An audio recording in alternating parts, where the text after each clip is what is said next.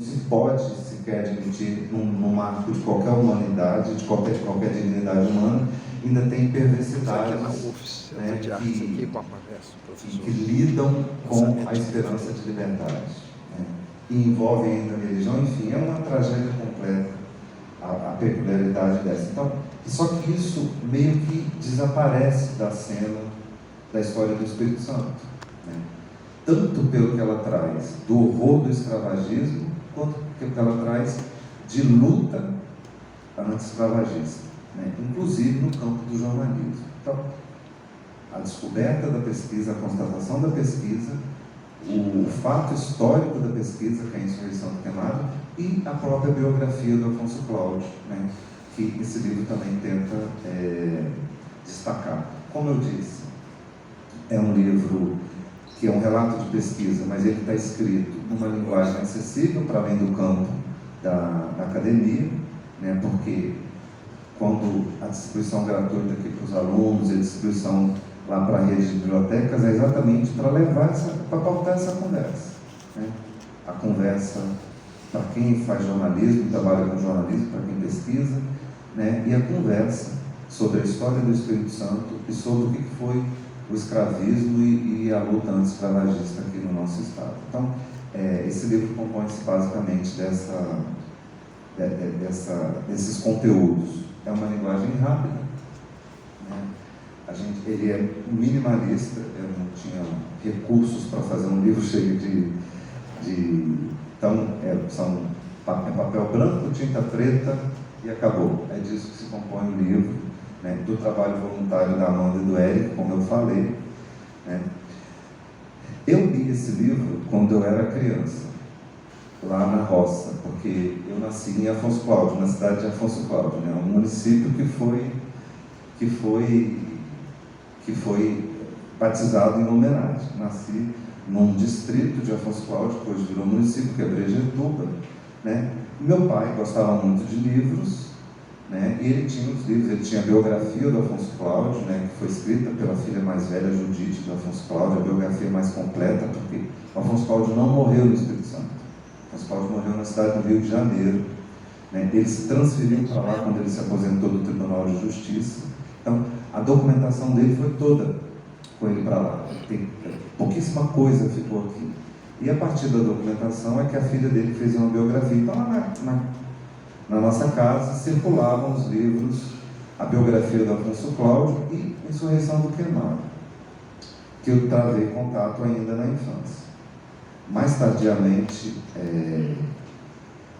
durante o processo de restauro das ruínas, né, eu conversei muito com a Érica, que fez o processo todo lá, a professora do departamento aqui de arquitetura, Renata Hermani, tem uma pesquisa densa sobre o que foi queimado, o que é aquela estrutura lá da igreja, enfim.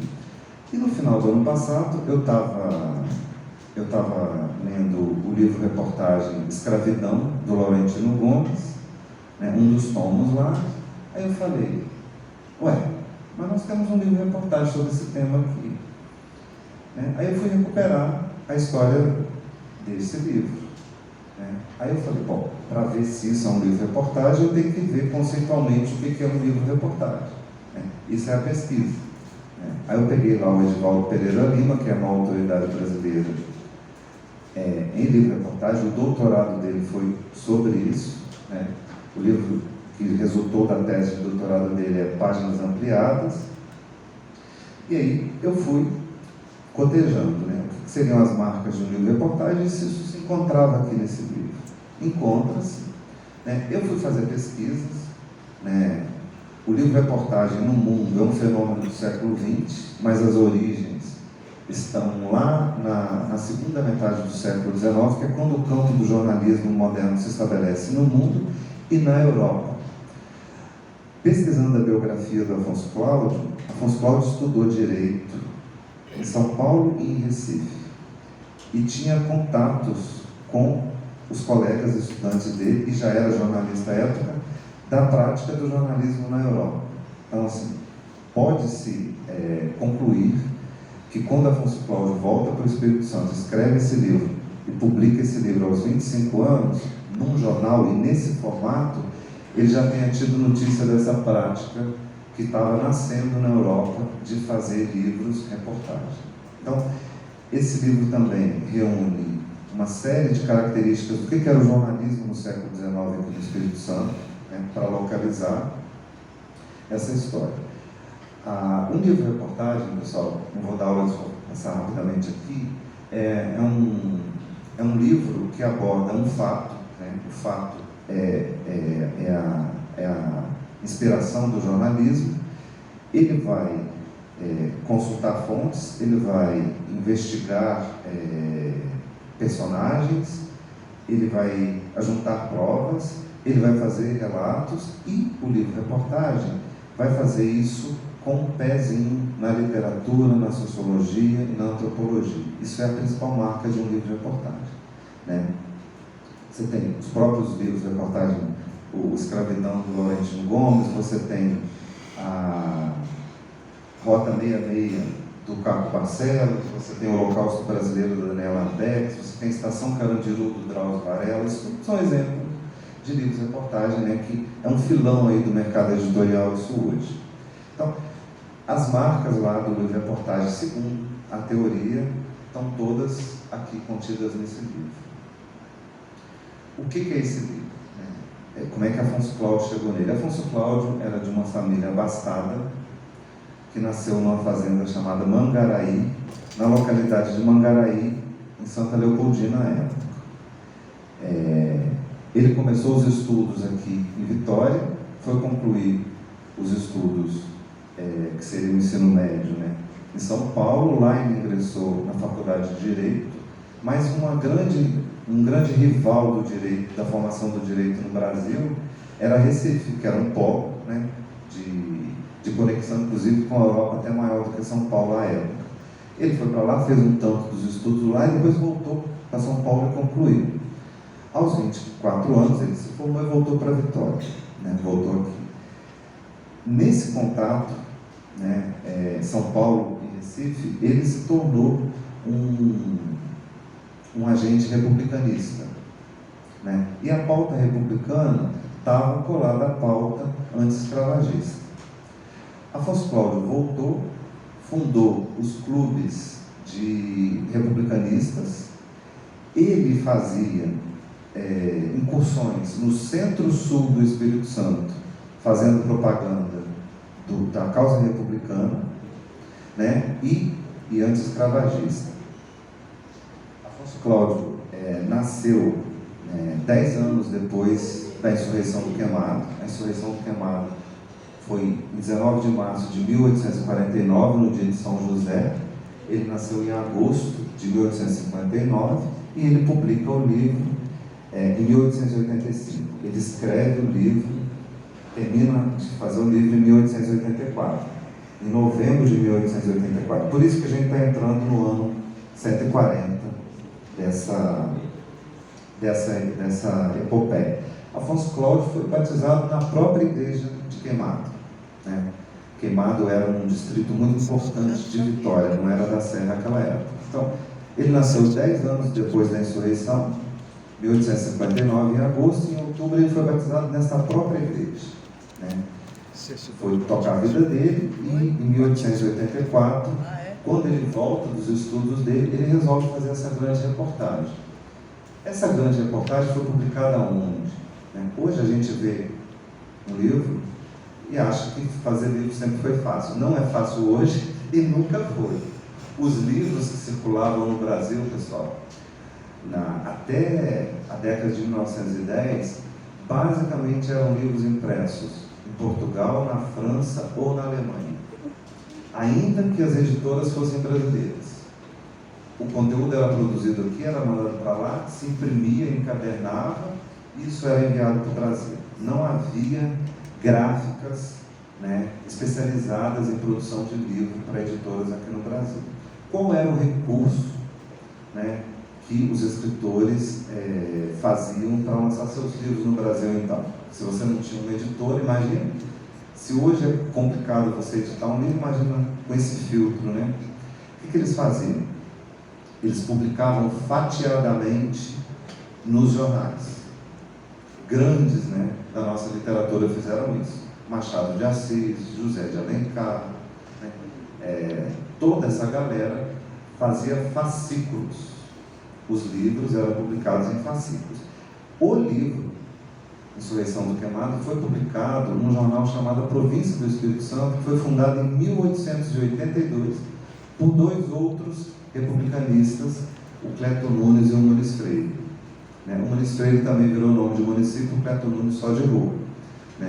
Mas o Muniz Freire e o Afonso Cláudio foram proeminentes pela causa republicanista e anti-escravagista aqui no Espírito Santo. Então, esse Província do Espírito Santo tinha todo domingo a primeira página dedicada à cultura. Então, a primeira página do jornal, ele tinha uma circulação que girava entre 1.000 e 1.700 exemplares, naquela época, aqui em Vitória, e era um diário. Esse livro foi escrito,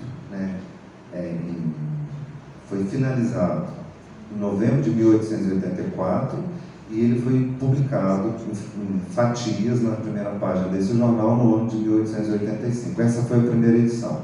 A outra edição foi só nos anos de 1920. Depois teve essa edição da UFES, que é uma edição especialíssima, isso aqui é uma joia da literatura do Espírito Santo, porque o Luiz Guilherme Santos Neves e o Fernando Chiamé fizeram notas e listagem de toda a documentação que eles conseguiram acessar no arquivo público relativamente ao livro. Então, muita coisa que o Afonso Cláudio não pôde comprovar na investigação dele, o Achiamé e o Santos Neves conseguiram anexar a esse livro. Inclusive, a lista dos insurretos que foram julgados, 36. Eles conseguiram recuperar os nomes. Um detalhe importante, pessoal, é que quando Afonso Cláudio escreveu esse livro, em 1883 e 1884, o processo de julgamento dos insurretos já tinha desaparecido da comarca de Vitória. A última notícia desse processo, com a execução, enfim, com todo o julgamento que foi estabelecido, desapareceu em 1875. Dessa data para cá não tem mais notícia desse arquivo. Afonso Cláudio diz isso na introdução do livro. Ele fala que, só recapitulando, 1849 a revolta, 1859 ele nasce, em 1884 ele escreve, 1875 desaparece grande parte do processo. E essa edição é importante porque toda a documentação que foi produzida pelo Estado capixaba estava no arquivo público, e o Achiamé e o Santos Neves reuniram nesse livro aqui. Depois teve uma edição de escritos de Vitória, uma edição especial da Prefeitura de Vitória, com os originais do Afonso Cláudio, mas sem essa parte. O Afonso Cláudio diz, olha, eu tive acesso a poucos documentos para fazer essa narrativa, e no método jornalístico foi mais de relatos orais de testemunhas. E o Afonso Cláudio, falar desse livro, dessa história, me emociona. O Afonso Cláudio me emociona tanto pelo jornalismo quanto pela própria história. Tinha uma elite capixaba que vivia aqui em Vitória, republicanista e anti-escravagista, filhos de fazendeiros, que dava suporte, que tinha os clubes republicanos, faziam manifestos com a causa deles, mas eles também davam suportes à luta. Por exemplo, tem uma praça lá perto do Palácio Anchieta, a Praça João Clímaco. A família Clímaco teve dois personagens importantes no século XIX aqui. Um era padre e outro advogado. O advogado da família Clímaco foi que defendeu os insurretos no julgamento da insurreição que foi feita aqui em Vitória. Foram 36 levados a julgamento. Desses 36, 5 foram condenados à morte por enforcamento. e os demais foram condenados a açoites. O número de açoites variava de 300 a 1.000. Esses açoites foram executados em praça pública, na Praça da Alfândega, que era uma pracinha logo embaixo ali, onde hoje é a escadaria do Palácio Anchieta. Na verdade, todos foram condenados à morte, porque o Afonso Cláudio relata isso. Os açoites no Pelourinho público, os cães ficavam lambendo o sangue que escorria das feridas, e ele falava que o roteiro da morte era o seguinte: o flagelo, a cadeia, a tuberculose, a infecção, a Santa Casa e a cobra. Então, na verdade, a condenação foi a morte de todos eles. Dos 5 que foram condenados à forca, 3 fugiram. Foram executados o Chico Prego, né, que a Lei de Cultura do município da Serra é Chico Prego, e o João da Viúva Monteiro. O Chico Prego foi executado na praça principal da Serra, e o João da Viúva Monteiro foi executado em frente à igreja de Queimado, em janeiro do ano seguinte. Eu estou contando isso tudo porque 3 fugiram. Quando Afonso Cláudio escreveu o livro, havia um sobrevivente dos 3 que fugiram, e ele entrevistou esse cara para fazer o livro. Assim, isso é mais uma peculiaridade gigantesca, tanto da figura de Afonso Cláudio quanto do livro. O Carlos, que foi o entrevistado dele, tinha por volta, não tem clareza disso, mas por volta de 19, 20 anos, a época da insurreição. E eu comecei a contar essa história falando do João Clímaco, da família Clímaco, né? Esses 3 fugidos passaram a viver nas matas dessas fazendas, dessas famílias. Eles abrigavam esses fugitivos, porque eles tinham um mandado de execução em aberto, né? Além dos fazendeiros, tinha a polícia atrás dessa gente. Então, esses 3 fugitivos foram abrigados nessas fazendas desses republicanistas.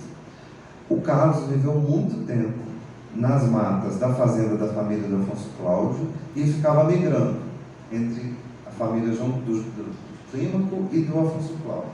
Os outros 2 eram mais velhos, morreram, segundo o Afonso Cláudio cita, de anemia, ou seja, morreram de fome, né? O corpo foi enfraquecendo, não conseguiram resistir, morreram. Mas como o Carlos era mais novo, ele sobreviveu, e o Afonso Cláudio pôde entrevistá-lo para pegar os detalhes da insurreição, né? Bom, para finalizar essa conversa, o que foi a insurreição, né? Queimado, que hoje é uma mata, né, e só restou a igreja lá, ou as ruínas da igreja lá, era um porto, né? Era um porto fluvial, né? Uma localidade que era o canal de comunicação de tudo que descia do Rio Santa Maria da Vitória, né? A professora Renata, que eu citei, chegando, uma pesquisadora importantíssima para a Constituição do Civil. Professora, por favor.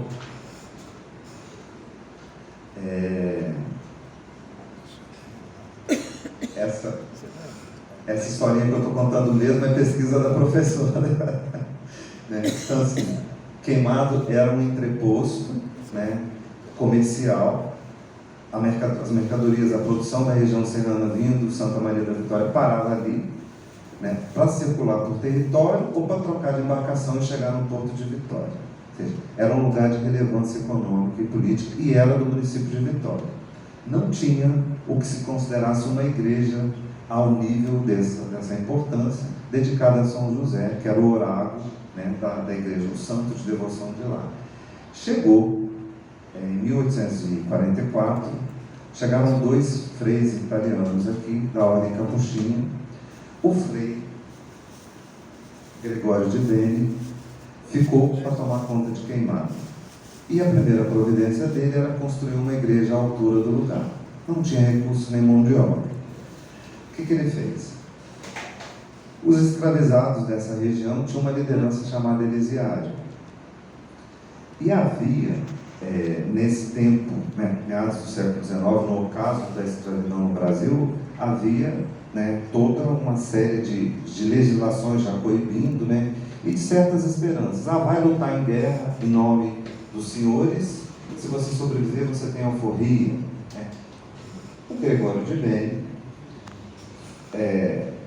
surfando na onda de que a família imperial já estava querendo o fim da escravidão e que a imperatriz era uma alma caridosa, disse: trabalhem na construção da igreja e no dia da inauguração da igreja vocês vão receber a alforria da imperatriz. Ele fez chegar isso aos escravizados pela liderança dos escravizados, que era o Elisiário. O Afonso Cláudio não deixa claro o que era o Elisiário. O que ele deixa bem claro no livro é o seguinte: o Elisiário era uma liderança e que estava apostando em algum, digamos assim, algum ganho para os escravizados. Se viesse a alforria, ótimo. Se não viesse a alforria, vamos criar uma dívida e vamos correr atrás. Mas o Afonso Cláudio deixa claro, ele chama às vezes de diplomata o Elisiário. É o cara que fazia essa interlocução. O Gregório de Bene sabia muito bem que não ia ter. Ou seja, isso está muito claro aqui. A insurreição foi em março e setembro, ele já estava no Rio de Janeiro. Pegou um vapor e foi embora, deixou uma carta para a justiça dizendo que não tinha nada a ver com aquilo. Esses escravizados trabalhavam, pessoal. Eles eram escravos, pessoas escravizadas. Tinham que trabalhar nas fazendas. Como que eles construíam a igreja? Eles construíram a igreja em noites de lua cheia, para aproveitar a luz natural, e aos domingos. Eles trabalharam quase 4 anos na obra dessa igreja, lá. Foi chegando a finalização da obra, e nada de alforria, e nada de notícia disso, nada de notícia daquilo. Eles começaram a se mobilizar. Segundo o professor Kleber Maciel, desde o século XVI até o fim da escravidão no Espírito Santo, sempre houve resistência. O final do século XVIII e a primeira parte do século XIX tinha núcleos de resistência, tanto no norte quanto aqui no centro-sul. A obra vai rendendo, quase 4 anos. A igreja ficando pronta, não tem nada certo. Eles mobilizaram lideranças e escravizados em número de 200, Afonso Paulo cita, de 200, que se alojaram nas matas aqui no que seria no entorno de Vitória, para cobrar a alforria no dia da inauguração. 19 de março, dia de São José, a missa estabelecida, nada de alforria. As lideranças foram para queimado, nada de alforria. O Frei, percebendo que a movimentação, se sentindo acossado, libera os senhores, os fazendeiros da missa, se tranca dentro da igreja e chama o Elisiário e fala: toma aqui um papel, vão para as fazendas, peçam os proprietários, os fazendeiros, para assinar esse papel, me devolva esse papel que eu vou mandar para a imperatriz. E aí a imperatriz vai mandar a alforria de vocês. O que o Gregório de Bene fez? Os jogou no abismo, entregou aos leões. Vê bem, esse fazendeiro vai receber escravizados armados, escravizados revoltados, e aí eles partiram para as fazendas para tentar tomar a alforria à força. Isso já no fim da tarde desse dia, a polícia já estava lá, as forças do Império já estavam queimadas, e começou em 2 dias, a insurreição foi sufocada. Dizem que numa lagoa, lá perto de Queimado, foram jogados dezenas de corpos, porque eles não estavam interessados em capturar, eles estavam interessados em dar exemplo, de ser pedagógica a punição aos insurretos. Nessa época, do ocaso da escravidão já, tudo que se pudesse fazer de gestão de morte como algo pedagógico, se fazia. Então, a perseguição foi implacável, muitos morreram, e esses quase 40 que trouxeram foram caminhando, né, lá com os capitães do mato até a cadeia pública em Vitória para fazer os devidos processos legais. Né. A corte foi avisada, a corte mandou reforços, né, para pacificar aqui a província. A corte mandou o apoio policial e judicial, como eu disse, o carrasco para fazer a execução dos condenados veio, né, num iate do Rio de Janeiro para cá chamado Boa Sorte, veio o carrasco e o ajudante, né, e foi dada toda a publicidade. O Correio da Vitória, que era um jornal que existia à época, fez toda a cobertura do julgamento, né, que vocês podem imaginar como é que a imparcialidade, que acabou desaparecendo, né, a documentação depois. Deixa eu ver se tem aqui. Qual que era a população de escravizados aqui no Espírito Santo nessa época? Né? Em 1824, havia aqui 35 mil habitantes na capitania do Espírito Santo. 13 mil eram escravizados. Em 1872, havia 82 mil habitantes. 22 mil eram escravizados. Ou seja, era uma contingência. Quem quiser ler sobre a professora, né, falecida Nara Saleto, que é uma obra muito importante sobre essa questão. Deixa eu ver se tem mais alguma coisa aqui. O Afonso Cláudio, como eu disse, ele foi o primeiro presidente do Estado, foi proclamada a República, ele foi o primeiro presidente do Estado, ficou 10 meses como presidente. Era um tempo de muita instabilidade aqui no Brasil, tinha disputa de forças militares e de coronelismo local. Então, até 1892 foram 12 presidentes do Estado, de 1889 a 1892 foram 12 pessoas na presidência. Ele foi o primeiro, né? Ficou 10 meses, saiu de lá, virou desembargador, foi presidente do Tribunal de Justiça, se aposentou em 1920, mudou-se para o Rio de Janeiro e virou professor da Faculdade de Direito de Niterói, que foi incorporada pela Federal Fluminense. E lá morreu em 1834.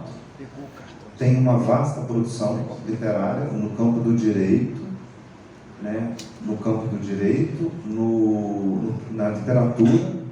Tem livros sobre literatura do Espírito Santo, sobre poesia do Espírito Santo, enfim. Era um intelectual brilhante, né? Teve...